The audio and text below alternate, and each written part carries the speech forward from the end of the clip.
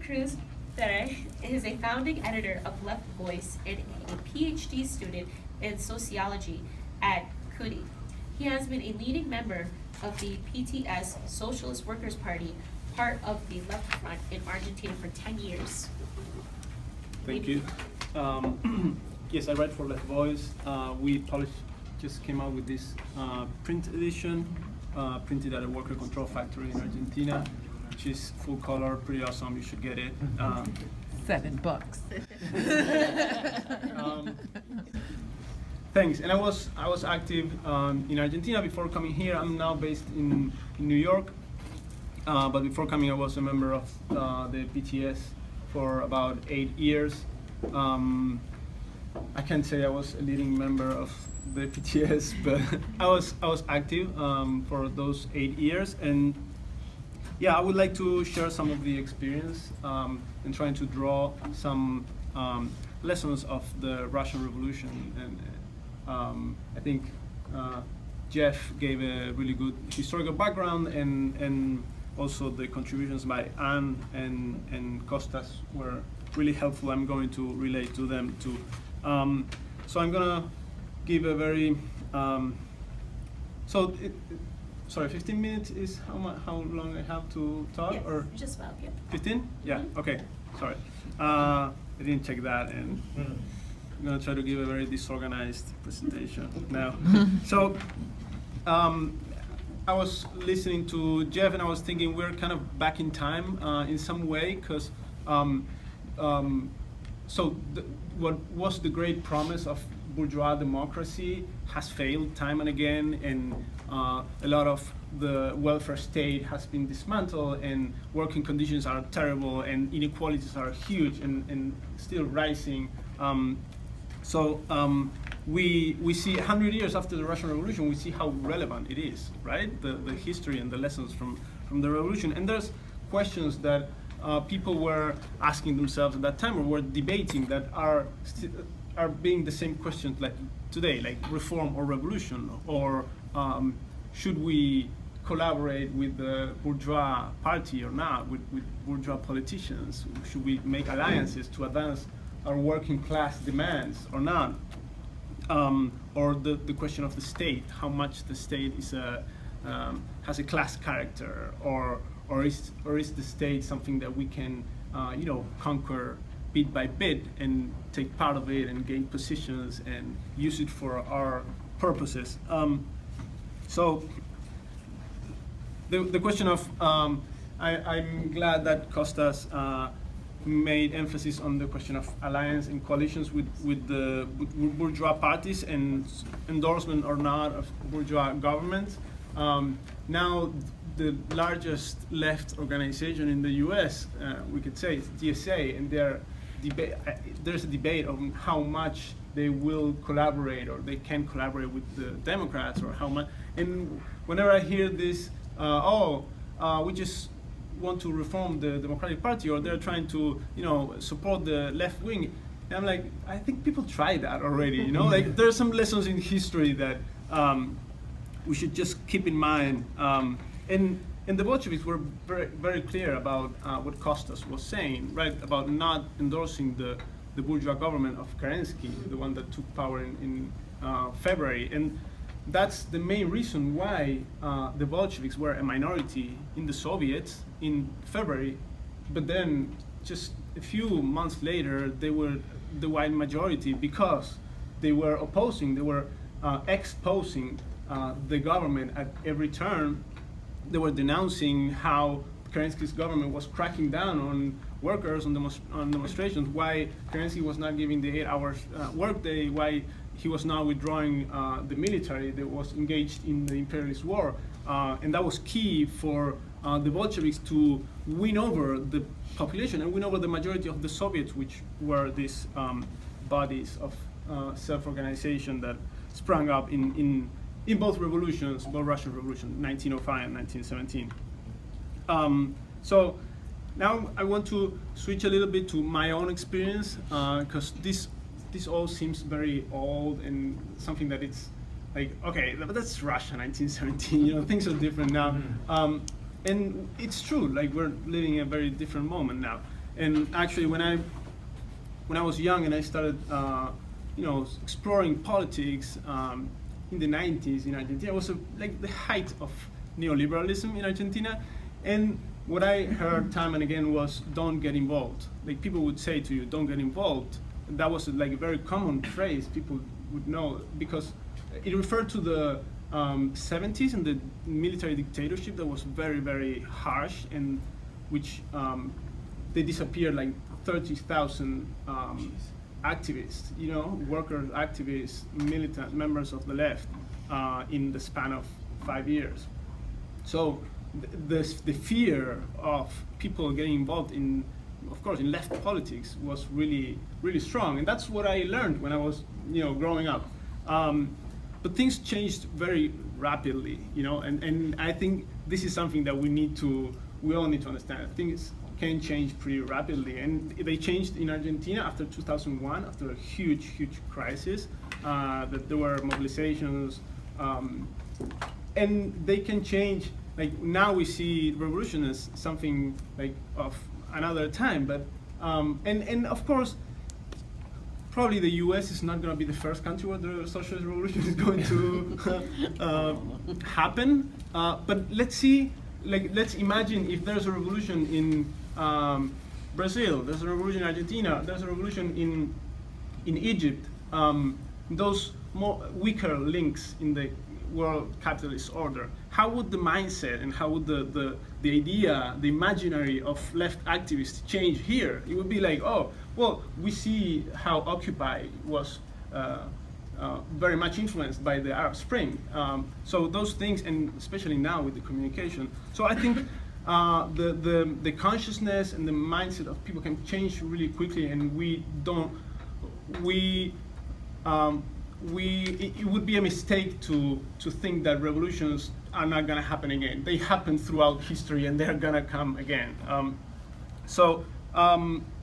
the situation was also very different in Argentina. In Argentina itself, 20 years before I was like rumbling around looking for politics. In the 70s, like almost all the youth were active and were members of different parties, and they weren't debating socialism or what. They were debating how to get to socialism, There was a question of strategies and the debate of strategies, which is something that I think we need to recover now for the left, and we have to go back and discuss what kind of strategies, what are the benefits or the fruits that reformism has yielded throughout history.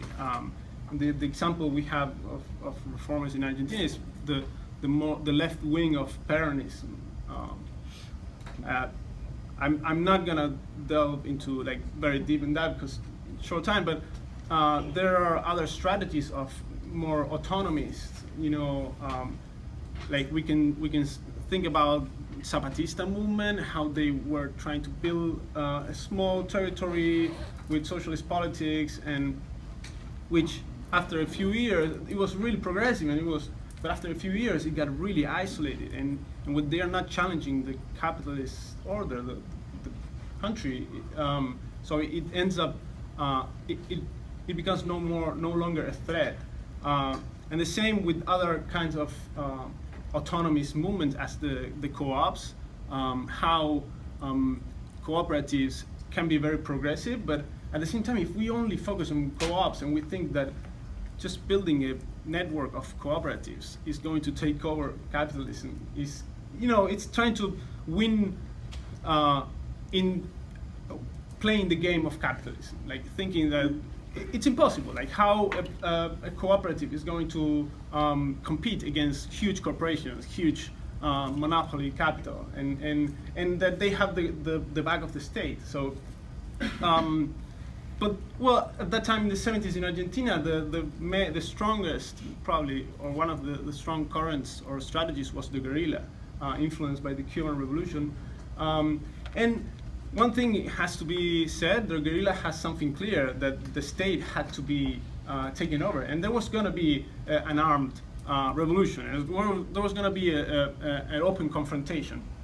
The problem is that and it totally failed in Argentina. That strategy, that the confrontation with the state was cracked down. They were massacred, and so the question that the Russian Revolution we go back to the lessons is how the Bolsheviks were able to win over the majority of the population, which is something that was not very clear in the guerrilla strategy. It's not like something that they are concerned about, and that's where like how a revolutionary party could have such a foothold, such an influence in the whole working class and win over the majority for revolutionary strategy.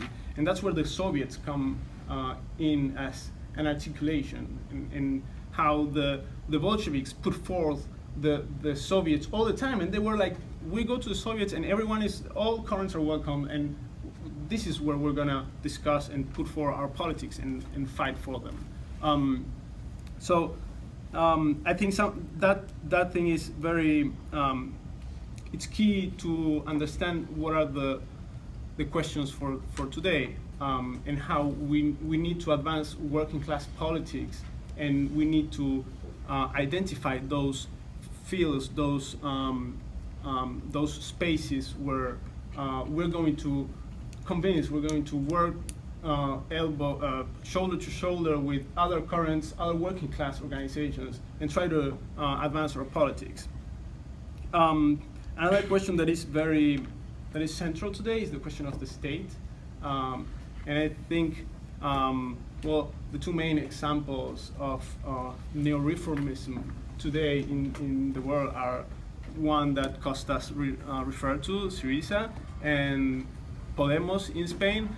And Syriza is very clear. I'm not gonna talk about that, but it's very clear how they took office and then they implemented like the austerity policies right after. And Podemos, we have kind of a similar experience already. Apart from how they already watered down their program drastically, like stripping off the more radical demands as not paying the foreign debt. Podemos is already in office, has been in office 2 years in Madrid, and in how much? 3 minutes. Dang. Okay. The main thing, they haven't delivered much of their promises, as fixing the housing problems or not paying the debt again. And that relates to how the capitalist state is not something that we can just take office and use for our own means. Capitalist state is gonna be always for capital, and those two examples are very clear. I'm gonna talk briefly in the minutes I have left about the PTS, the party I'm from, and the Left Front in Argentina. The Left Front is a front of three revolutionary Marxist organizations that came together for elections. We share a platform that is explicitly working class and revolutionary. We call for socialism, and we are clear that there's gonna take a revolution to get there. At the same time, we support and we put forward a lot of working class demands and a lot of, in some way, transitional demands, like that every politician and every congressman should earn the same as an average teacher, that workers should not work more than 6 hours a day. We passed bills, we put forward bills of nationalizing factories under worker control. Two different examples that we have led factories that were taken by workers that are members of our party and now are working under worker control, while at the same time being very clear that that's not the solution, and those are workers that are running the factory but are also revolutionary militants and are very clear. They're running in our slate, and they are very clear about the need of taking a larger step and taking over capitalism. One last thing, let me see. I don't want to forget about the two more things. The Left Front and the PTS has managed to grow as big as it is. I don't know if you are aware, but we've been having very good results in the past few elections. More than 1 million votes and over 3% of the population. We have seats in Congress, and we use all those positions that we conquer for advancing struggles outside the parliament. And that's the main point. We have no hopes, no illusions on parliamentary democracy. It's a stage, it's a platform to advance our politics. And we use electoral campaign to advance also our slogans, our politics. But the main thing for us is to be recognized as a party of struggle, a party of the working class, and that's why at every workplace struggle, every strike, every roadblock, we are there and we're involved in not just talking about it or covering, but also since we are rooted in the working class, there's many members who are organized and engaged in those struggles, and that's the key for us to show what's the way. It's not going to be through election. It's not going to be through a parliamentary process. The political delimitations that we've had to draw very drastically, very clear in Argentina as well as in Latin America is with the pink tide governments, which are very progressive and have been very popular. They were like, wow, Evo Morales, Chavez, huge support. And that was a really strong political fight that we have to give throughout this past 15 years. And and we see the results now where those governments are. Lastly, I want to say that all these struggles all these strikes, roadblocks, confrontations with the police, we take them as a school of war for our party, because the conception we have as a party is that the membership, the cadre of the party have to be forged in those struggles, in those confrontations with the state, with the police, with the bosses. It's not going to be electoral politics again. So revolutions have happened throughout history and will happen again. The key is to be prepared for that, and the key is to have the political tool, the party that can take advantage of the moment and lead it to a successful revolution. Thank you.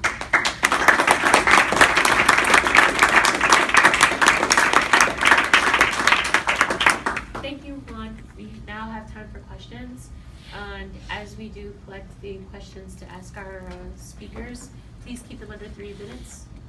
So, anyone would like to start?